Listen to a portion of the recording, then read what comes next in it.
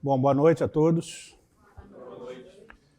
Obrigado, Bruno e Álvaro, mais uma vez, por abrir as portas aí para mim. Eu tinha estado aqui no lançamento do meu livro, né? Ideologias de Massa e Suas Metamorfoses, não tem muito tempo. E agradeço a presença de todos. Eu tinha mais ou menos... Eu marquei com o Álvaro já tem bastante tempo, eu tinha até na semana... nos últimos dias, até esquecido dessa minha participação aqui, ele me lembrou, e a gente não tinha definido um tema, né? E aí o Álvaro meio pressupôs que naturalmente, que eu fosse falar do tema que eu tenho estudado já há bastante tempo nos últimos anos, que é a corrupção de inteligência, né? A questão da corrupção intelectual, que aflige o Brasil já há bastante tempo, e cujos efeitos políticos a gente está vendo aí. Só que aí eu conversei com ele, será que eu posso falar de outra coisa, Bruno? Porque, na verdade, a situação, tanto por uma questão pessoal, biográfica, né? Porque eu já estou um pouco, quando alguns autores, e eu sou desse tipo, escreve uma obra, passa uma determinada quantidade de tempo, desde a publicação, desde a escrita, que você fica um pouco alheio à obra, você toma um certo distanciamento, e até alguma ojeriza, assim, um pouco estranha, né? Sobretudo porque é uma obra que trata exclusivamente dos fenômenos políticos brasileiros, então eu tive que mergulhar muito nesse lodaçal aqui da política brasileira. E com o decorrer dos acontecimentos recentes, né, a política, eu confesso que eu continuo tendo que lidar por uma questão profissional, né, eu escrevo semanalmente colunas em jornal e tal, mas eu tento me afastar o máximo possível quando eu tenho que fazer uma atividade intelectual que seja da minha escolha, eu tento não me deter nessas tão desagradáveis notícias políticas que a gente está vivendo, né? Então, eu conversei com o Bruno, eu falei que eu estou pensando em falar um tema que eu já estudo há muito tempo, né? Que já desde na época do que eu defendi meu doutorado, isso lá nos idos de 2011, que eu já tinha, digamos, passado por um processo de conversão intelectual, espiritual, e foi, inclusive, eu fiz o doutorado na UFRJ, né, num programa de pós-graduação em antropologia, e meu doutorado acabou sendo uma coisa totalmente um estranho no ninho, assim, porque eu comecei, quando eu entrei nas ciências sociais, depois na antropologia, eu comecei a ser muito influenciado por aquela esquerda, não marxista, porque eu nunca fui marxista, na antropologia não era tão forte assim o marxismo, né? Mas eu fui muito influenciado pela esquerda Maio de 68, francesa, Deleuze, Foucault, etc., Guattari, e entrei no meu doutorado nessas condições, fui fazer etnologia indígena, trabalhei com os índios e tal, e eu saí do doutorado, a minha tese foi uma tese agostiniana e wegeliniana contra o ateísmo, digamos, fazendo toda a história do ateísmo no Ocidente, assim, e já refletindo claramente a minha perspectiva, digamos, a minha leitura conservadora e católica da história, digamos, do movimento revolucionário, né? Então eu pensei em falar sobre isso. Eu tenho também escrito muito sobre isso nos meus artigos recentes, na Gazeta e na Revista Oeste também, então até vou pedir licença para você para eventualmente ler alguns trechos aqui, porque eu já fiz estruturado, já tenho pensado bastante nisso. E também pela razão última, talvez a mais importante, que eu sinto que a política brasileira hoje, na verdade, é uma espuma, né? É apenas, digamos, um epifenômeno de uma batalha espiritual que está acontecendo no mundo inteiro, né? Então a questão não é política, eu tenho batido muito nessa tecla, a gente está numa guerra espiritual e que a política está se refletindo nisso, né? De alguma maneira, aquilo que aquele autor, Vladimir Tismiano, que estudava o comunismo, né, que ele falava o diabo na história, a gente está vendo o diabo atuando na história, como já atuou em outros períodos históricos, mas a gente está vendo isso, digamos, de maneira muito clara, assim, no Ocidente, de maneira concertada, assim, né? E um dos meios pelo qual o diabo atua na história, evidentemente, é a política revolucionária, né? Sempre foi, tanto que a gente sabe de tantos revolucionários que, digamos, tiveram Satanás ou Lúcifer como seu guru espiritual, alguns explicitamente, né? Outros nem tanto explicitamente, alguns muito explicitamente, né? Então eu queria falar um pouco disso um tema que eu tenho escrito, que é sobre o nome da palestra vai ser, grosso modo, a descristianização do Ocidente e seus efeitos.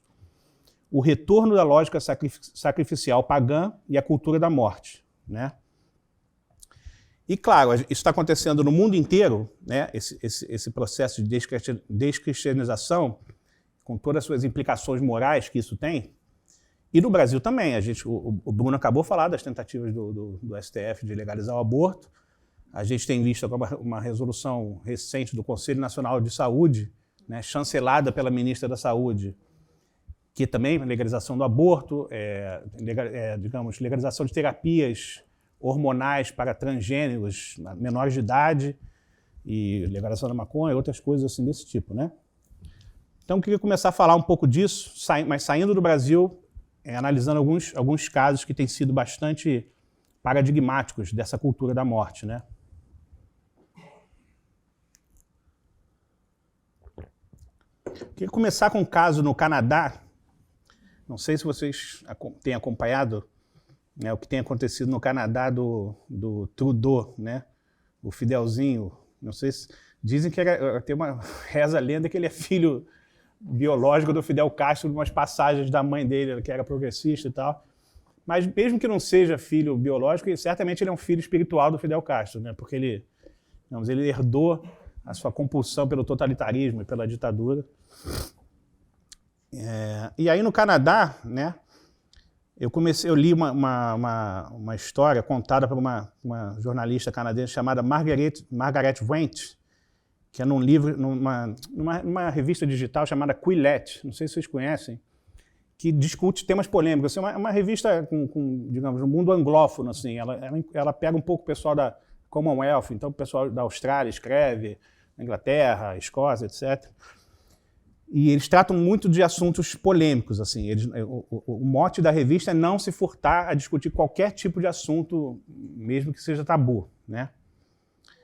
E essa jornalista, ela começa a falar do caso, o objeto dela nesse artigo é o caso de um programa instituído pelo Trudeau em 2016, chamado Medical Assistance in Dying, a sigla MAID, né? Ou seja, é um programa de suicídio assistido oferecido pelo governo canadense, né? Para começar, esse programa foi vendido, evidentemente, como uma coisa de humanismo, né? Vamos evitar o sofrimento, poupar o sofrimento das pessoas, e era dirigido exclusivamente para doentes terminais. Um dos critérios era cuja morte natural fosse, digamos, previsível, sim, fatalmente previsível, né? Não tinha solução.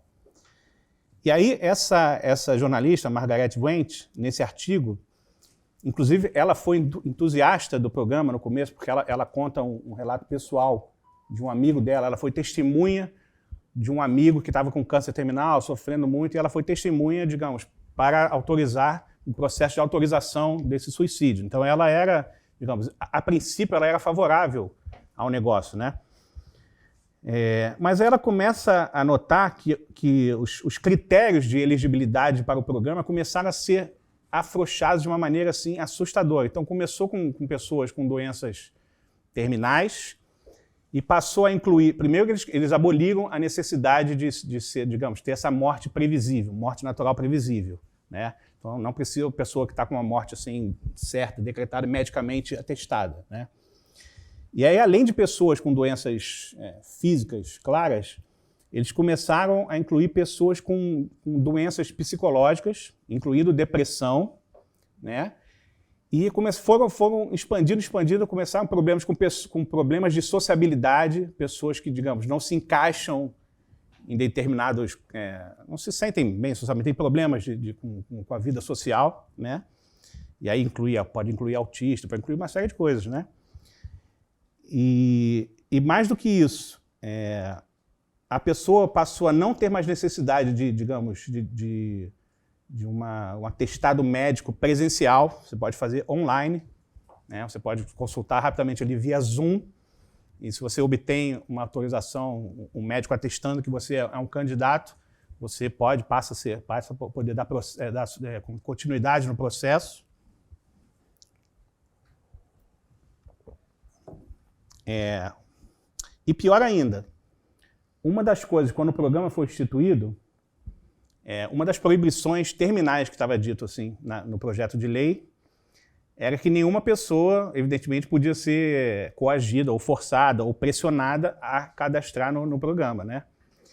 E o que a Margareth Vende começa a estudar é o caso de funcionários do governo forçando pessoas, incentivando pessoas, estimulando pessoas a aderir ao programa. E a coisa foi tão banalizada no Canadá que chegou uma marca de moda, chegou a fazer programa, digamos, fez uma propaganda tratando o suicídio assistido como uma coisa quase glamourosa, né? Uma questão de liberdade pessoal, uma questão de escolha, né? Inclusive também teve um livro governamental lançado para crianças falando de suicídio assistido, né? Para você ver como a coisa foi sendo banalizada. E a Margareth Vende, que era uma apoiadora, ela começa a ficar assim chocada. E ela conta uma história interessante de uma moça chamada Christine Gauthier, que era uma veterana do exército canadense, né? E lá pela década de 80 ela sofreu uma lesão grave na coluna, né? Lesões permanentes, e ficou paraplégica, né? Então ela vivia de cadeira de rodas. E ao longo de muitos anos, ela pleiteou junto ao governo canadense melhorias para cadeirantes, né? Uma rampa de acesso próxima à casa dela, e ela sempre recebia negativas, né? E aí a Margareth conta que no fim do ano passado, né, esse artigo é de 2000, não sei se é 2022, mas é recente, né? No final do ano passado, ela recebeu mais uma negativa, né? Só que dessa vez vinha acompanhada de uma proposta realmente que deixou ela estupefata, né? Que um funcionário público, analisando o caso dela, chegou para ela e falou simplesmente: já que a sua condição é muito penosa, né, a sua vida está muito sofrida e tal, por que você não se candidata ao programa MAID? A proposta do funcionário do governo canadense. E ela falou que ficou chocada e tal. E começou a falar que várias pessoas com depressão e tal podem, de repente, tornar-se tentadas a entrar no programa, né? E aí, o interessante aí a Margareth Vende começa a falar: eu me lembro quando, na época que o negócio foi lançado, que no Canadá as pessoas todas teve uma aprovação popular assim, geral, assim, 90% da população apoiou o negócio no início, né? E aí a Margareth Vende explica, ela fala assim: não acreditamos em sofrimento desnecessário, incluindo o nosso próprio. Aí ela fala, aguardem essa frase: hoje o Canadá é majoritariamente um país secular, avesso a ideias religiosas sobre a sacralidade de cada alma criada por Deus. De sorte que quando o governo de Trudeau implementou o MAID há 7 anos, isso foi apresentado como uma vitória moral progressista sobre entraves médicos conservadores e retrógrados, né? E ela fala isso. E aí ela cita uma série de especialistas e outros psiquiatras também que se sentiam confortáveis no começo com o programa e depois passaram a notar que o programa passou digamos, a ser acessível a pessoas simplesmente que se diziam cansadas de viver por qualquer tipo de motivo, qualquer aflição, né? E aí ela termina dizendo, né, a Margareth Vende, que tinha celebrado aquilo como uma conquista progressista, secular. Graças a Deus, o Canadá não é mais um país aferrado a princípios de sacralidade da vida humana e tal. Falando do cristianismo, obviamente, né? E aí ela fala assim mas aí as implicações de afrouxar os requisitos para o MAID assustam-me profundamente. Isso é ela encerrando o artigo, né? Assim como o resto do mundo, o Canadá está repleto de pessoas tristes, isoladas ou mal adaptadas. Mais cedo ou mais tarde, eu e você podemos nos juntar a esse rol, se é que você já não está nele, assim como muitas das pessoas que amamos. Obviamente, queremos ter controle sobre o nosso destino, mas há algo perturbadoramente controlador nessa tentativa de expandir o alcance dessa forma macabra de terapia médica. E ela termina com a pergunta: queremos mesmo ser tratados e tratar os outros como se os humanos fôssemos dispensáveis? Né?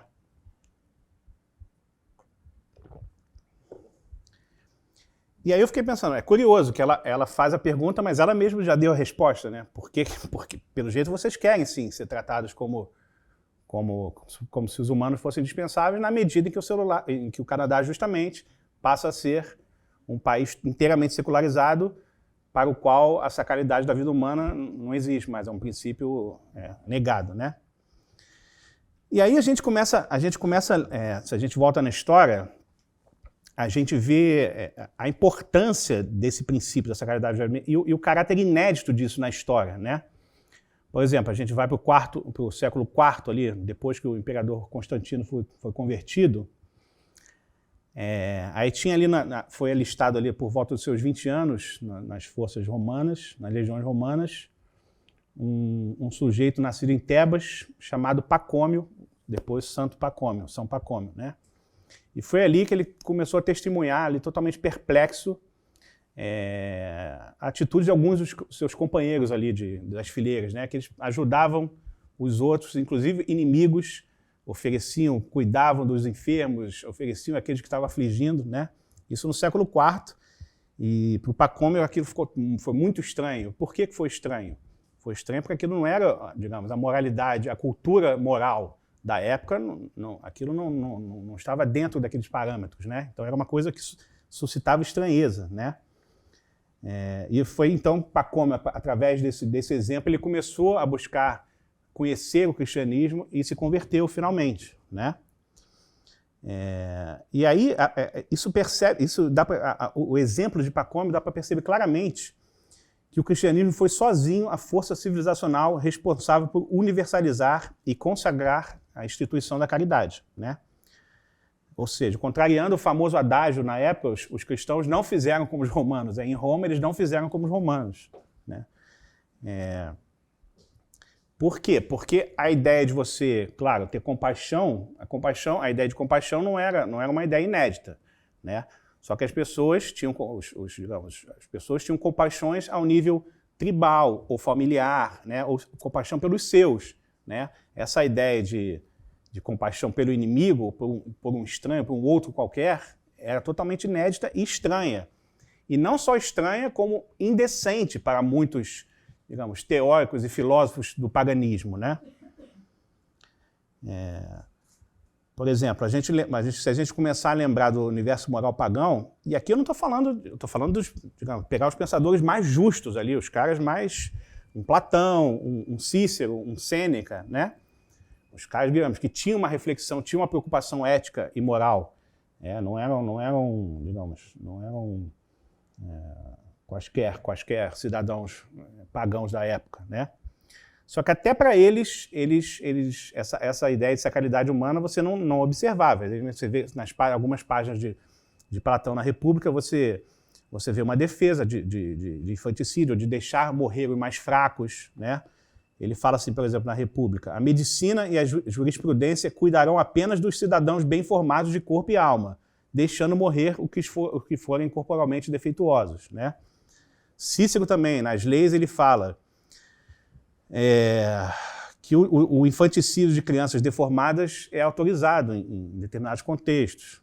Sêneca também, né? Ele falava que nós sufocamos os pequenos monstros, afogamos até mesmo as crianças quando nascem defeituosas e anormais. Não é a cólera, e sim a razão que nos convida a separar os elementos sãos dos elementos nocivos.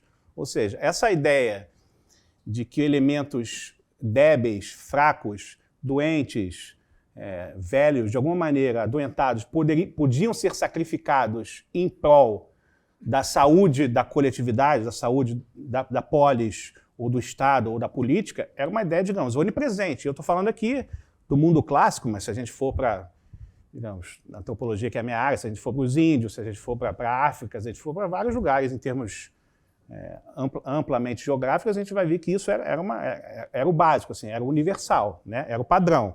Com exceções, mas esse era o padrão.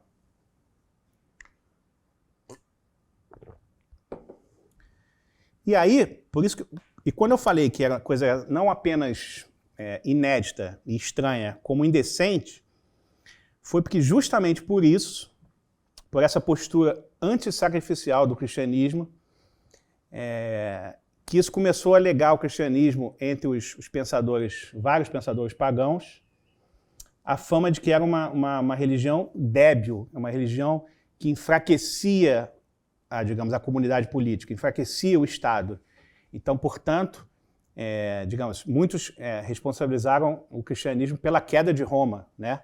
Esse foi um dos motivos pelos quais o Santo Agostinho escreveu A Cidade de Deus, para polemizar com esses pensadores que diziam isso, né?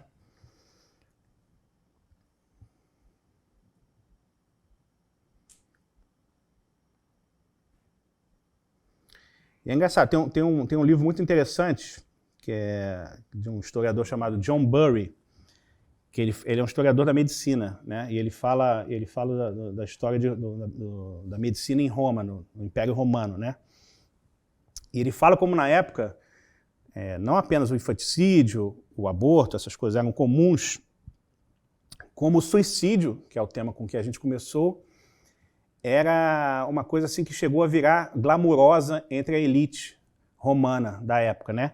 Então a gente teve várias figuras de proa do pensamento romano, como Catão, Petrônio e o Sêneca também, que se suicidaram, e tinha até um adágio na época que dizia: abra as suas veias, né, entre a elite romana, assim, que era uma coisa quase, você se livrar do sofrimento via morte é uma coisa nobre, né, uma coisa digna.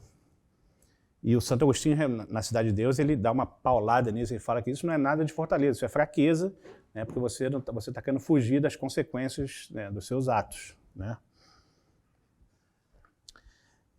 E aí o Santo Agostinho escreve uma coisa interessante que eu acho que vale a pena até ler, porque ela revela premissas filosóficas fortes, não apenas no mundo pagão, como no mundo contemporâneo, né, daqueles que rejeitam o princípio da sacralidade da vida humana. O Santo Agostinho fala assim, na Cidade de Deus: grandeza de espírito não é o termo correto para designar alguém que se mata por lhe ter faltado coragem para enfrentar o sofrimento e as injustiças dos outros. Na verdade, revela-se fraqueza em uma mente que não pode suportar a opressão física ou a opinião estúpida da plebe. Nós atribuímos muito justamente grandeza de espírito a quem tem a fortaleza de enfrentar uma vida de miséria em vez de fugir dela, e de desprezar o juízo dos homens, antepondo-lhes a pura luz de uma boa consciência, né? O seu Santo Agostinho. E aí isso deixa muito claro essas premissas daqueles que rejeitam essa ideia de que a vida humana é sagrada. A primeira premissa, é claro, é a ideia de que o sofrimento é totalmente imanente, né? O sofrimento, digamos, o sofrimento não só imanente, como é quase antinatural, né? Então, uma vez que você sofre, a sua vida perde sentido, né? O sentido totalmente imanente do sofrimento, né? A ideia digamos, que o sofrimento, que a vida é essa matéria aqui, se você está sofrendo, acabou. Você tem que evitar isso de alguma maneira, de qualquer jeito. Toda a ideia de que o sofrimento pode ter um sentido transcendente, pode significar redenção, é totalmente ausente nesse tipo de pensamento, né? Então a ideia de que o corolário disso é a ideia de que o estado, digamos, natural da vida humana é a ausência do sofrimento, né? E a segunda premissa, obviamente, é a ideia de que a morte, de que a vida é quase um acidente natural, que se encerra absolutamente com a extinção física da matéria, né? Ou seja, a morte física é o fim definitivo, né? Isso, claro, contraria totalmente a cosmovisão, digamos, a escatologia cristã e a antropologia, as implicações antropológicas do cristianismo, né? Então a gente volta à pergunta da Margaret Vance, né? Queremos mesmo ser tratados e tratar os outros como se os humanos fossem dispensáveis? E ela mesma já deu a resposta naquilo que eu falei, né? Hoje o Canadá é majoritariamente um país secular, avesso a ideias religiosas sobre a sacralidade de toda a alma criada por Deus. Ou seja, ela aplaudia a causa e reprovava o efeito, né? Ela, sem perceber que uma coisa estava ligada à outra, né? Que era um corolário necessário à ideia de que toda vida não é sagrada. E aí, claro, isso tem uma série de implicações, não apenas para a moralidade individual, como também em questões políticas, né? Porque se nem toda a vida humana é inerentemente, naturalmente sagrada, Então, alguma força, alguma autoridade terrena, política, vai passar a arbitrar quais vidas valem mais do que as outras, né? Quais podem ser dispensadas, em que situações e quais não, né? Então, a gente passa a delegar à comunidade política essa decisão sobre a vida e a morte, né?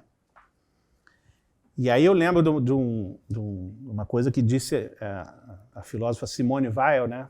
Filósofa que não era católica, né? Mas ela diz um negócio interessante. Ela fala assim: eu não sou católica, mas considero os princípios cristãos como algo a que uma pessoa não pode renunciar sem se aviltar. E eu acho que essa frase é essencial, mesmo para quem não é cristão em termos espirituais, mas que pelo menos se conhecesse um pouco de história, que conhecesse a evolução, digamos, da história da moralidade no mundo, deveria valorizar pelo menos o cristianismo como uma força civilizacional, uma força cultural, né?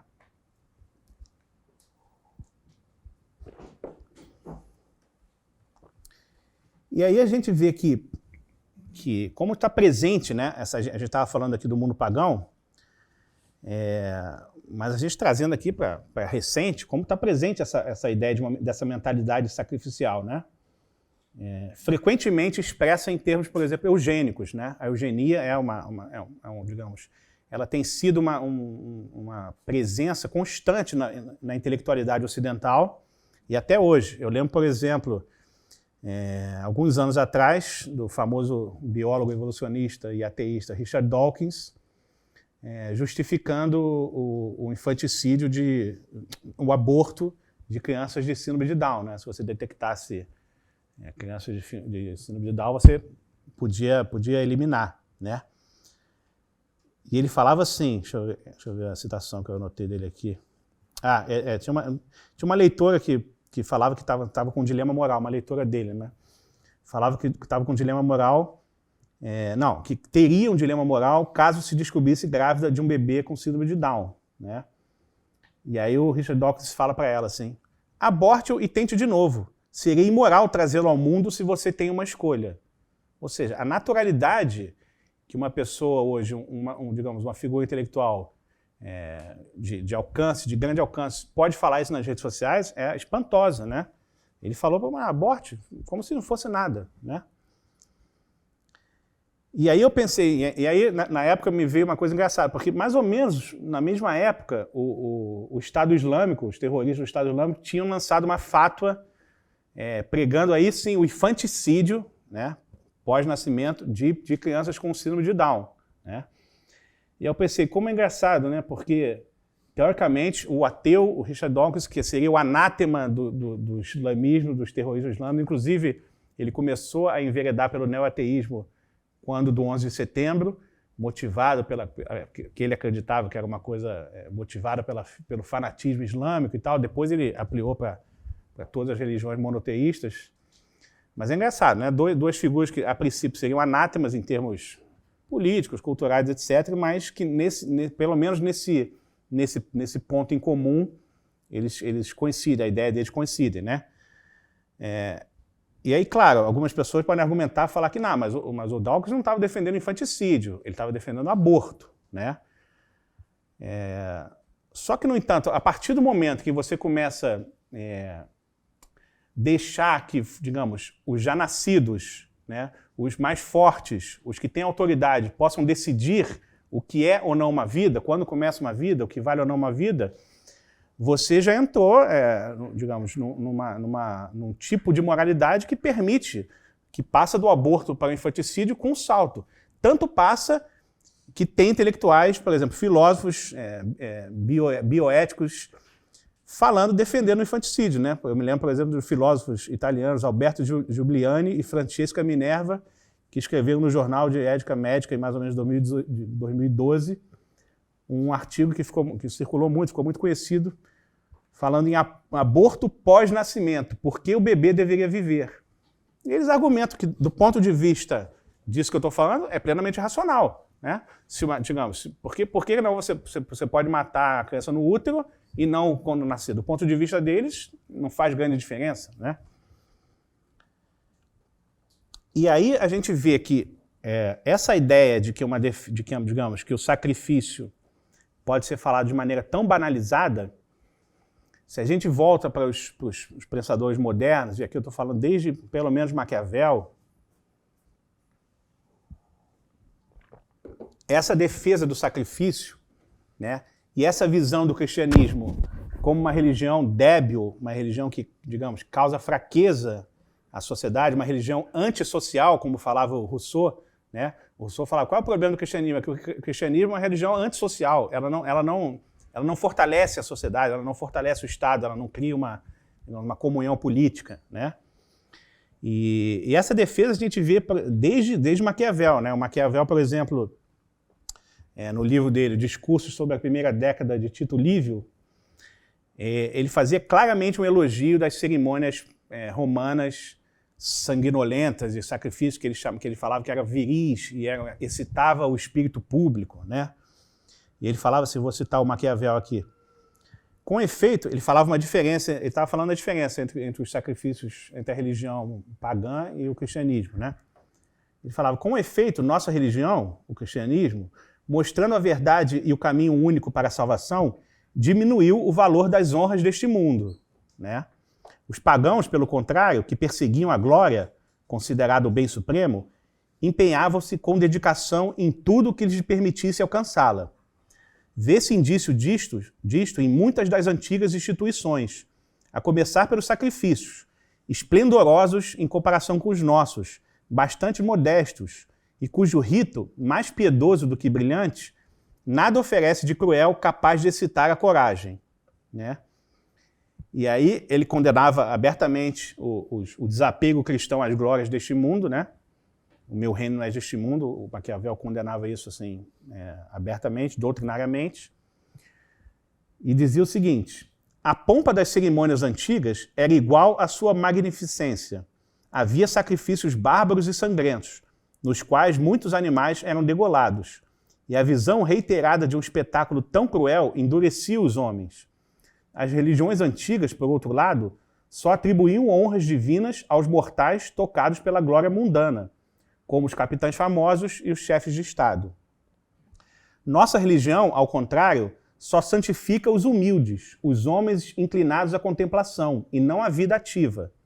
Para ela, a nossa religião, o bem supremo é a humildade, o desprezo pelas coisas do mundo. Já os pagãos davam a máxima importância à grandeza da alma, ao vigor do corpo, a tudo, enfim, que contribuísse para tornar os homens robustos e corajosos. Se a nossa religião nos recomenda hoje que sejamos fortes, é para resistir aos males e não para incitar-nos a grandes empreendimentos. Parece que esta moral nova, ou seja, a moral cristã, tornou os homens mais fracos, entregando o mundo à audácia dos celerados, né? Essa ideia de que, digamos, tornou os homens mais fracos, ela antecipa um pouco o que depois Nietzsche chamaria de a moralidade dos cristãos, né? Como ele classificava o cristianismo, né? Mas, digamos, entre Maquiavel e Nietzsche, uma série de outros pensadores também falaram a mesma coisa. Eu já falei aqui do Rousseau, vou citar o que ele fala no Contrato Social, a obra mais famosa dele, né?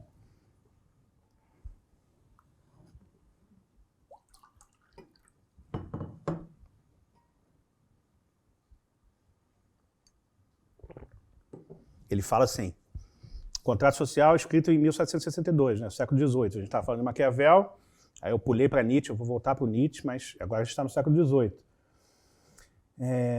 O cristianismo é uma religião de todo espiritual, preocupada unicamente com as coisas do céu. A pátria do cristão não é deste mundo. É certo que ele cumpre o seu dever, mas o faz com uma profunda indiferença no que concerne ao bom ou mau êxito dos seus cuidados.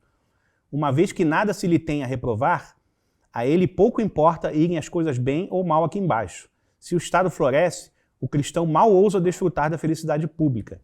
Ele receia orgulhar-se da glória de que goza o seu país. Se o Estado perece, ele abençoa a mão de Deus que se abate sobre o povo. O cristianismo prega unicamente servidão e dependência. Seu espírito é bastante favorável à tirania, para que esta não se sirva com frequência dele. Os verdadeiros cristãos são feitos para serem escravos, e eles o sabem. Em hipótese nenhuma se amotinam. Esta vida breve tem muito pouco apreço aos seus olhos, né? E você vê que isso antecipa muito essa ideia do Nietzsche, lembrando que, claro, que o Rousseau é o pai espiritual da Revolução Francesa, né? A gente tem uma série de outros iluministas ali, mas talvez ele seja o cerne da religião política que culminou na Revolução Francesa, né? Não por acaso o último capítulo do livro do Rousseau, do Contrato Social, chama-se Religião Civil, né? Que é justamente a religião que ele pretendia que viria a substituir o cristianismo, né? Justamente por isso, porque o cristianismo é uma religião que não beneficiava a sociedade, a nova França que eles queriam construir, né? E aí o Rousseau propõe essa substituição, né? Mas também, mais uma vez, a gente está avançando os séculos, agora a gente vai voltar antes do Rousseau, né? Quem fez isso também foi o Thomas Hobbes, que a princípio era um filósofo cristão, né? Conhecido como cristão, né? Mas no Leviatã, na sua obra mais famosa, ele lança um ataque frontal, por exemplo, à distinção agostiniana entre cidade de Deus e cidade dos homens, né? Ou seja, entre governo espiritual e governo temporal, né? O Hobbes fala assim: governo espiritual e temporal são apenas palavras trazidas ao mundo para confundir os homens, enganando-os quanto ao seu soberano legítimo. Nesta vida, o único governo existente, seja ele do Estado ou da religião, é o governo temporal. Ou seja, o Hobbes pega a tensão agostiniana, que é a tensão cristã, né, entre eclésia e império, e subsume tudo no Estado, né? A religião passa a ser um componente do Estado, passa a ser submetida à razão do Estado, né? E aí ele cita a sua dívida com Hobbes, ele menciona o Hobbes, ele fala assim: de todos os autores cristãos, o filósofo Hobbes é o único a ter enxergado a doença e o remédio, o único a ter ousado propor a união das duas cabeças da águia, e de tudo remeter à unidade política, sem a qual nenhum Estado ou governo será jamais bem constituído. Mas ele deveria ter percebido que o espírito dominante do cristianismo era incompatível com o seu sistema e que o interesse do padre seria sempre mais forte que o do Estado, né? Ou seja, ele está elogiando o Hobbes por ter acabado com a distinção agostiniana, juntando as duas cabeças da águia que ele fala, né, que é o poder temporal e o poder espiritual, só que recrimina o Hobbes por ele não ter dado um passo adiante, né, e visto, digamos, abandonado o cristianismo de maneira geral, né?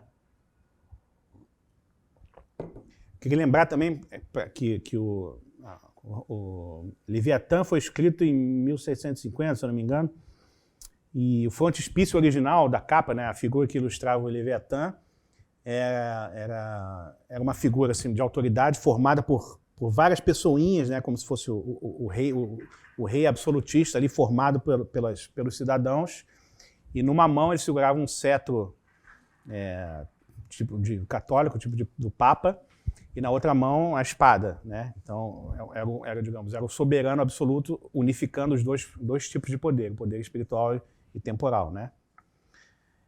Mas o que Rousseau não percebeu ao fazer essa recrimenda do Hobbes é que a ideia do cristianismo do Hobbes já era uma ideia de um cristianismo, digamos, secularizado, né, e submetido, um cristianismo quase estratégico, né, e submetido ao poder político em última instância, né? Então, por exemplo, no livro do Cidadão, que é escrito quase 10 anos antes do Leviatã, Hobbes já fazia o ataque frontal. Hobbes foi o primeiro a fazer um ataque, digamos, doutrinal explícito à distinção agostiniana que havia imperado ali ao longo de séculos, né? Então, Hobbes escreve em Do Cidadão: o que pode ser mais pernicioso a qualquer Estado do que ter seus cidadãos impedidos de obedecerem a seus príncipes por medo de castigos eternos, né? E aí, séculos mais tarde, Nietzsche também pega isso e generaliza essa ideia, não propriamente no terreno da política, mas no terreno existencial, né? E aí eu vou fazer uma citação longa aqui do Nietzsche, que eu acho que vale muito a pena, porque resume um pouco o nosso mundo contemporâneo e resume um pouco, sobretudo, o que aconteceu no século XX, todos os horrores do que a gente viu no século XX, né? O Nietzsche escreve assim, no livro A Vontade de Poder, que na verdade é um livro póstumo, que foi reunido pela irmã dele, por alguns amigos, com vários... que o Nietzsche não escrevia coisas sistemáticas, ele escrevia aforismos, né? Então esse livro A Vontade de Poder é um apanhado do que ele escrevia sobre o cristianismo, basicamente. E o Nietzsche fala assim, vou abrir aspas. Pelo fato de que o cristianismo empurra para o primeiro plano a doutrina do desinteresse e do amor, ele ainda não postulou de modo algum o interesse da espécie como um valor mais alto que o interesse individual. Seu efeito propriamente histórico, a fatalidade do efeito, permanece, ao contrário, justamente o incremento do egoísmo individual até um ponto extremo, né? Até o ponto extremo da imortalidade individual. Ou seja, o Nietzsche está falando, ó, o cristianismo é uma religião que não favorece a primazia da espécie sobre o indivíduo, né? O Nietzsche está reprimindo isso. Com o cristianismo, o indivíduo isolado foi tomado de modo tão importante, posto de modo tão absoluto, que não se podia mais sacrificá-lo. Mas a espécie só existe por meio do sacrifício humano. Todas as almas seriam iguais perante Deus, mas esta é justamente a mais perigosa de todas as possíveis valorações. Equiparam-se os indivíduos, e assim pôs-se em dúvida a espécie, favorecendo-se uma praxis que chega a ser a ruína da espécie. O cristianismo é o contraprincípio oposto à seleção natural. Se o degenerado e o doente, o cristão, deve ter tanto valor quanto o saudável, o pagão, né? O Nietzsche faz um elogio aberto do paganismo, né? Para ele, o pagão é o saudável, o cristão é o doente. Ou mesmo ainda mais, segundo o parecer de Pascal sobre a saúde e doença, então o curso natural de desenvolvimento acha-se invertido e a não natureza tornou-se lei. Esse amor universal aos homens é, na prática, a prerrogativa de todos os sofredores, mal-sucedidos e degenerados. Ela, de fato, arruinou e amorteceu a força, a responsabilidade, o alto dever de sacrificar homens. Segundo o esquema do critério de valor cristão, ainda restaria apenas sacrificar-se a si mesmo, mas esse resto de sacrifício humano, que o cristianismo concedeu a ele mesmo, não tem mais nenhum sentido do ponto de vista da cultura total. Vou pular aqui, tem muita coisa interessante. Se não se sente uma tal mentalidade como uma extrema imoralidade, como crime contra a vida, é porque se pertence à parte doente e se possuem os seus instintos. O autêntico amor humano exige o sacrifício para o máximo bem da espécie. Ele é duro, ele é uma plena autossuperação, pois precisa do sacrifício humano. E esta pseudo-humanidade, que se chama cristianismo, quer justamente conseguir que ninguém seja sacrificado, né? A gente pensa no sacrifício de Jesus, foi justamente para acabar com a história do ciclo sacrificial que vinha afligindo a humanidade ao longo de décadas, né? Ao longo de milênios. E você vê como Nietzsche, ele ataca justamente esse ponto. Por isso que dizem que o Nietzsche é um dos autores fundamentais para você entender o cristianismo, digamos, via engenharia reversa, né? Se você lê o Nietzsche, realmente foi um dos autores que compreendeu perfeitamente o cristianismo, né? E as suas implicações morais, né? E por isso ele era contrário, né? E claro, e aí se a gente pensar nessa ideia do sacrifício humano em função da espécie, a gente pode lembrar de todas as consequências que isso aconteceu no século XX, né? Inclusive no nazismo, né? É claro que eu particularmente acho um tanto quanto injusto. Tem pessoas que falam que o Nietzsche é responsável pelo nazismo e tal. Eu acho que é um pouco mais complexo que isso. Ele inclusive, era ligeiramente simpático aos hebreus, né? Mas, de qualquer maneira, o René Girard fala uma coisa correta no livro Eu Vi Satanás Cair como um Relâmpago. Ele fala, se existe uma essência espiritual no movimento nazista, ela foi expressa por Nietzsche, nesse tipo de frase, né? E, de fato, se a gente pensar, por exemplo, a gente pega um livro de memórias do Albert Speer, que foi o ministro do armamento do Terceiro Reich, do Hitler, né? E era um dos braços direitos ali do Hitler. E ele escreve um livro de memórias e que ele fala, por exemplo, das opiniões do Hitler sobre vários assuntos, inclusive sobre religião, né? E ele cita uma conversa que ele teve com o Hitler, uma fala do Hitler, né? O Hitler falava assim, veja você que o nosso azar foi ter a religião errada. Por que não tivemos a religião dos japoneses, que considera o sacrifício pela pátria como bem supremo? Também a religião maometana nos seria mais compatível do que o cristianismo. Por que tinha que ser o cristianismo com sua humildade e frouxidão? Essas são palavras do Hitler citadas pelo Albert Speer, né? A secretária também, a última secretária do Hitler, a Traud Jung, naquele livro Hitler Table Talks, né, que ela também conta dá várias, digamos, relatos ali pessoais, de bastidores do Hitler. Ela também escreve isso nesse livro de memórias dela, né? Abre aspas. Às vezes tínhamos interessantes discussões sobre a igreja e o desenvolvimento da raça humana. Na verdade, chamá-los de discussões é um exagero, porque ele, o Hitler, começava a explicar suas ideias quando um de nós fazia alguma pergunta ou comentário e apenas ouvíamos. Ele não era membro de nenhuma igreja e achava que as religiões cristãs eram instituições ultrapassadas e hipócritas, que atraíam as pessoas como uma isca. Sua religião eram as leis da natureza. O seu dogma de violência combinava mais com a natureza do que com a doutrina cristã do amor ao próximo e ao inimigo. A ciência ainda não é clara sobre as origens da humanidade, disse ele certa vez. Estamos provavelmente no estágio mais avançado de algum mamífero que, evoluindo a partir dos répteis, prosseguiu até os seres humanos, talvez via os macacos. Somos parte da criação e filhos da natureza, e as mesmas leis se aplicam a nós, bem como a todas as criaturas vivas. Na natureza, a lei da luta pela sobrevivência se impôs desde o início. Tudo o que é mal adaptado à vida, tudo o que é fraco, é eliminado. Apenas a humanidade e, sobretudo, as igrejas dedicaram-se a manter vivos os fracos, os mal adaptados, as pessoas de uma espécie inferior. Né? Essa é a frase do Hitler.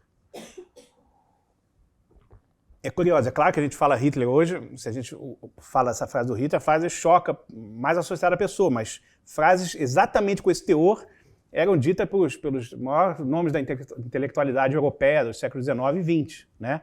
Você pegar Bernard Shaw, ele falava isso. Você pegar o Herbert George Wells, falava coisas parecidas. E tantos outros intelectuais, sobretudo aqueles mais aficionados pelo darwinismo social. Né?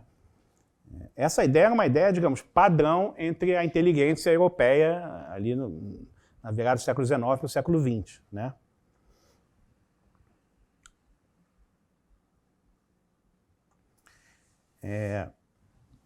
E essa ideia de que, por exemplo, o Bernard Shaw é um autor também que falava claramente, eu vou citar, por exemplo, um prefácio na peça que ele escreve, On the Rocks, né? Que ele está defendendo o princípio, tá, mais uma vez também, criticando o princípio da sacralidade da vida humana e defendendo um uso moral do darwinismo. Ele achava que o darwinismo tinha que se impregnar na moralidade, tinha que criar uma nova cultura, né? Ele fala assim, ele está falando da peça dele, né? Nesta peça, um chefe de polícia faz referência à necessidade política de matar pessoas, uma necessidade tão perturbadora para o político e tão aterrorizante para o cidadão comum que ninguém, além de mim, ousou examiná-la diretamente em seus próprios termos, embora todo governo seja obrigado a pôr em prática. Essas evasões infantis são revoltantes. Devemos remover o disfarce e descobrir o que realmente está por trás disso tudo. O extermínio deve ser feito em bases científicas, se pretende conduzi-lo humana, apologética e plenamente. Né? Uma entrevista que ele deu também no jornal The Listener, em 1934, ele pedia, isso está até naquele documentário The Soviet Story, que é o documentário sobre a história soviética, ele cita esse trecho do Shaw. Né? Ele falava, eu rogo aos químicos que descubram um gás humano, mortal, humano, não cruel. Né? E é engraçado que ele fala isso, logo depois seria criado o Zyklon B, que foi usado nas câmaras de gás. Né? E o Shaw também, era um fundador da social-democracia, o que a gente chama de socialismo fabiano, né? E para ele, a eugenia era uma parte integral do projeto socialista, né? É indissociável. Né? E ele falava assim no livro Man and Superman, Homem e Super-Homem, né? Que é uma referência a Nietzsche. Ele falava assim, o único socialismo possível e fundamental é a socialização da procriação seletiva do homem. Nesse livro ele chegava a propor um departamento estatal de evolução que deveria ser inspirado por uma nova religião eugênica. Ele usa essa expressão. Né? E essa expressão ele não usa por acaso. Né? Quem falava que a eugenia era uma religião política, obviamente, era o próprio criador do termo, Francis Galton, sobrinho do Darwin. Né? No livro Ensaios sobre Eugenia, de 1909, ele afirmou com todas as letras a necessidade de tratar a eugenia como uma religião Inclusive, ele citava os jihadistas islâmicos, falava, tem que ser uma religião militante, a gente precisa de apaixonada, fanática, né, e ativa. Ele falava que seria um dogma religioso para a humanidade. E aí ele dizia, mais uma vez, retomando esse mote de que o cristianismo é uma religião fraca, né, não viril. Aí o Galton falava assim, nesse mesmo livro, em suma, a eugenia é um credo viril, prenhe de esperança e apelo aos mais nobres sentimentos da nossa natureza. Né? E aí o Galton fazia palestras na Europa nessa época, que eram um sucesso, lotadas de intelectuais. Né? Por exemplo, o Julian Huxley, o irmão do Aldous, né?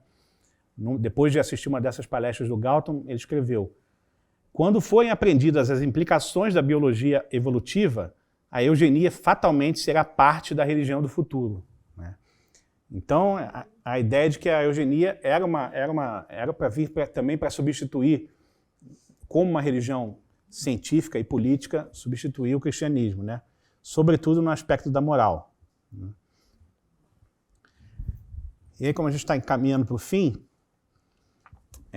eu queria lembrar que isso não é também só moderno, essa mesma ideia, para a gente ver que a gente está falando de um fenômeno que não é propriamente um fenômeno histórico, né? Tem alguma coisa ali no fundo aí dessas ideias que chama-se de Satanás ou de Lúcifer, o que quiser, mas porque ela atravessa os tempos. Né? Esse mesmo tipo de racionalização, né, de argumentação, você vê, por exemplo, ali no diálogo Gorgias do Platão, né, em que o Sócrates enfrenta o sofista chamado Cállicles, né, que, segundo o Julian Bendar, naquele livro A Traição dos Intelectuais, ele fala que o Cállicles é o patriarca intelectual dos intelectuais modernos. Né? Que a ideia, o que é? Eles estão discutindo ali, o Gorgias e o Sócrates, a natureza da justiça, o que significa justiça, como é que você lida com os mais fracos, com aqueles que necessitam, né? E o Cállicles seria, digamos, seria um darwinista social avant la lettre, né? Ele fala, não, a questão que os mais fortes devem triunfar, não tem que pensar em negócio de misericórdia. O Cállicles falava abertamente, para ele confundia moralidade, ele fundia a moralidade com o sucesso. Ele falava que o sucesso numa determinada empreitada já era por si uma justificativa moral. Né? Então, o certo era o bem-sucedido. Né? Em termos de morais, não importa, era uma ideia totalmente imanente de moralidade. Né? Não tinha nenhuma ideia de certo e errado que transcendesse o sucesso ali material, seja o sucesso político, ou sucesso na vida, etc. Né?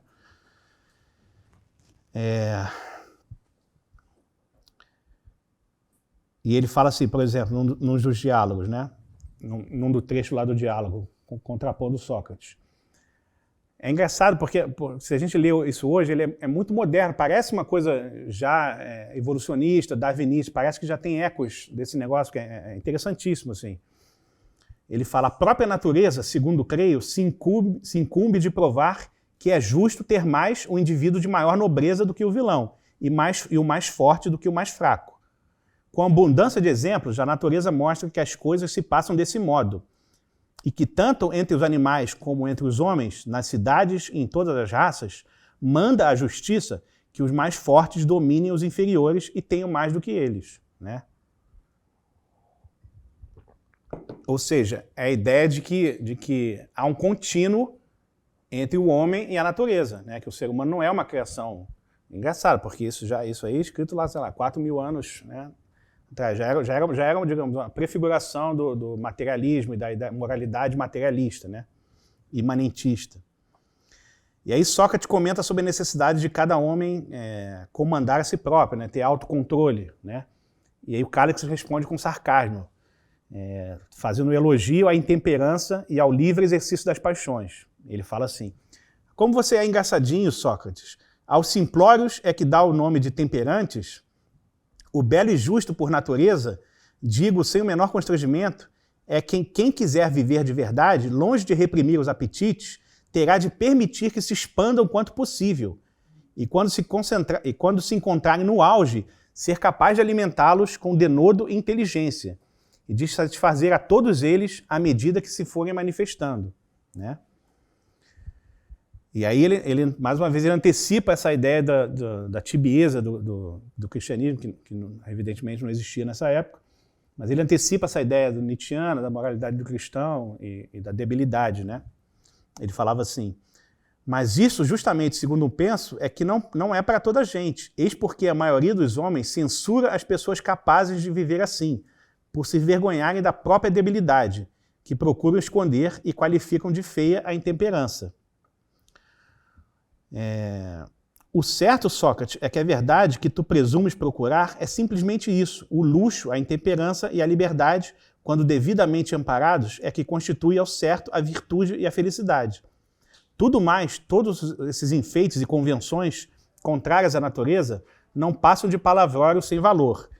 E aí o Cálix é engraçado também, porque o Cálix achava que a filosofia era uma coisa para jovens, para criança, então ele meio que desprezava o Sócrates. Você é um homem velho lidando com essas coisas, essas besteiras, né? E aí o Sócrates está questionando que não pode ser só o poder que arbitra a moralidade, né? O poder não pode ser, digamos, o árbitro do que é certo e errado, do que é justo ou não. E aí o Cálix, mais uma vez, dá uma sacaneada assim no Sócrates, fala assim: agora mesmo, se alguém te detivesse, ou algum dos seus, e te metesse na prisão sob o pretexto de algum crime que não houvesse cometido, terás de confessar que não saberias como reagir, mas ficarias com vertigens e de boca aberta, sem achares o que dizer no instante de te apresentares ao tribunal. E por mais insignificante e desprezível que fosse o teu acusador, virias a perder a vida, se lhe aprovesse pedir a pena capital. Ora, que sabedoria pode haver numa arte, Sócrates, que se apodera de um indivíduo bem dotado e o deixa inferior, incapaz não só de defender-se e de livrar-se a si mesmo dos perigos, como a qualquer outra pessoa.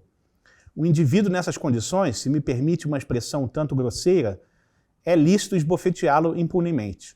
Por isso, atende-me, caro amigo, para com essas demonstrações e cultiva a bela ciência da vida prática, para adquirir reputação de sábio, deixando aos outros essas sutilezas que mereçam ser chamadas tolices, né? Então ele era um pragmatista também, Havana Letre, né? E aí, claro, evidentemente o Sócrates, imune a essa tentação, né? O Sócrates encerra o diálogo, dá uma invertida no Cálix, encerrando o diálogo com o mito do julgamento dos mortos, né? Que é um mito antigo grego que dizia que o destino dos homens no Hades, as almas eram despidas e aquilo que elas tinham feito seriam julgados ali no Hades, né? E aí,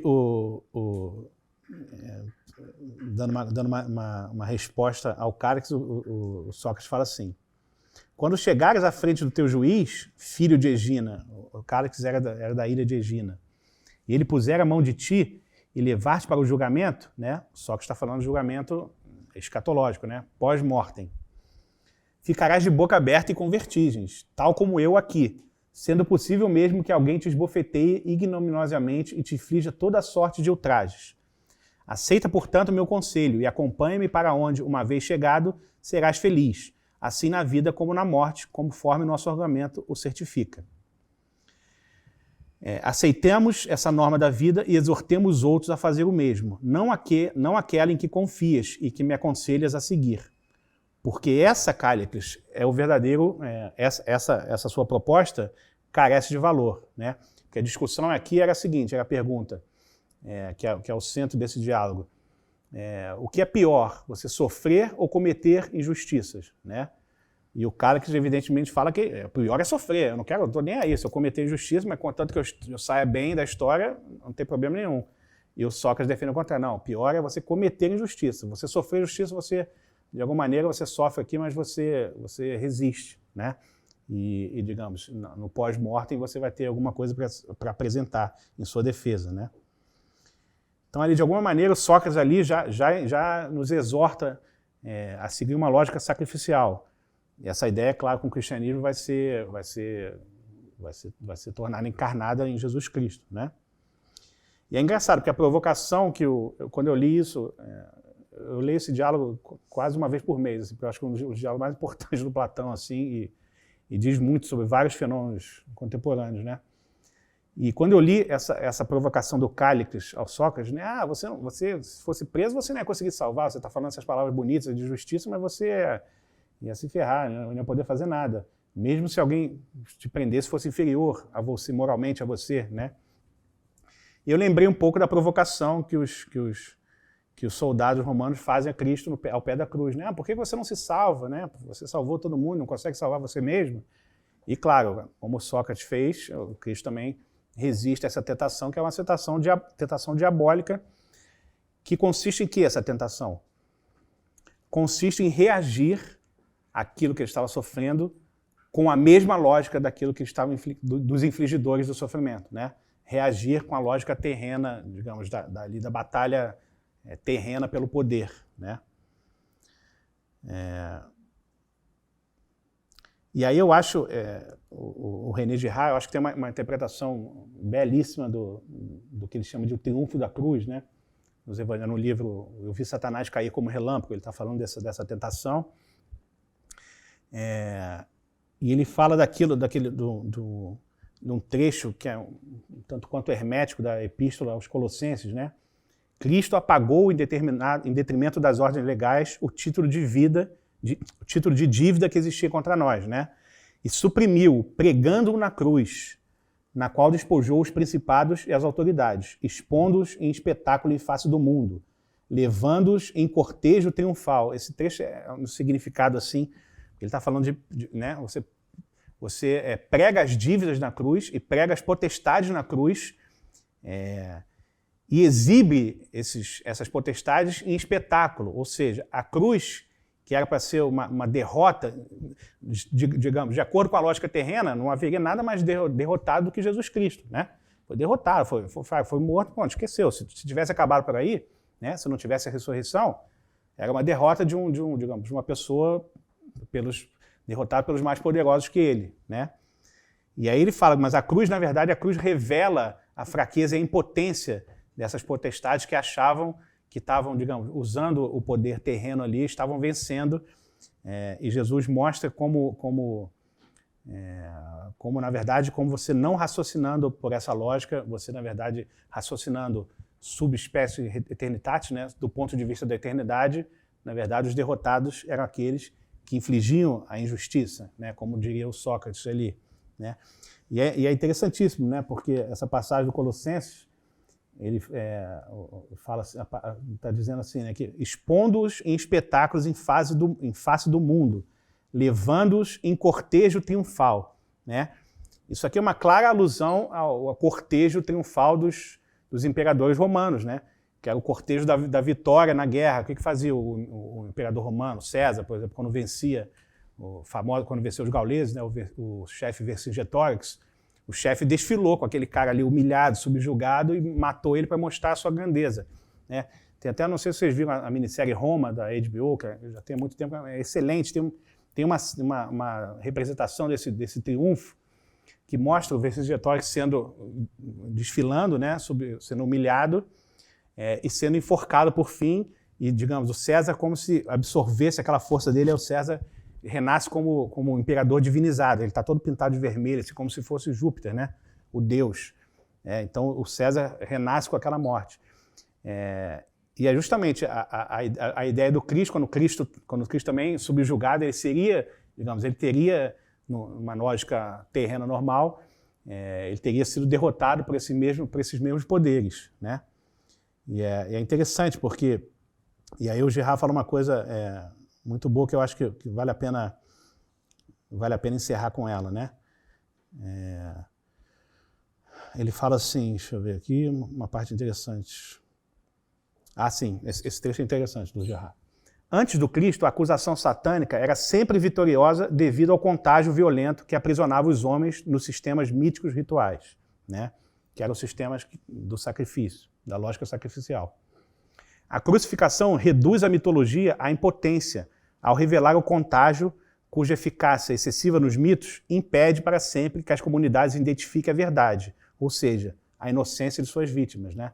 Que a tese do Girard é que os mitos eles atestam a culpa das vítimas e, digamos, tomam o ponto de vista da coletividade homicida, né? E jamais das vítimas, né? Enquanto os evangélicos, mesmo quando falam dos mesmos materiais, tratam das mesmas coisas, os evangelhos tomam a perspectiva da vítima inocente, linchada pela coletividade homicida, né? Aí o Gerard fala, essa acusação aliviava temporariamente os homens de sua violência, mas ela se voltava contra eles, pois os submetia a Satanás, ou em outros termos, aos principados e às potestades, com seus deuses mentirosos e seus sacrifícios sangrentos. Tornando sua inocência manifesta nos relatos da paixão, Jesus apagou esta dívida, suprimiu-a. Agora é ele quem prega essa acusação na cruz, né? Jesus pega o acusador e desmascara, prega na cruz, né? O acusador, o grande acusador, que é Satanás, né? Revelando a sua falsidade.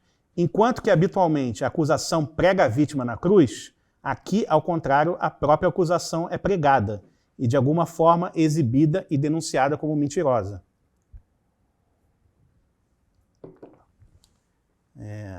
Então, é interessante, porque a gente está falando dessa ideia de que a acusação, né, de que, no fundo, Satanás está pregado ali, está exposto na cruz, né? E é uma ideia que aparece, por exemplo, em algumas representações clássicas. No Dante, por exemplo, aparece o Satanás preso ali no fundo do inferno, crucificado, né?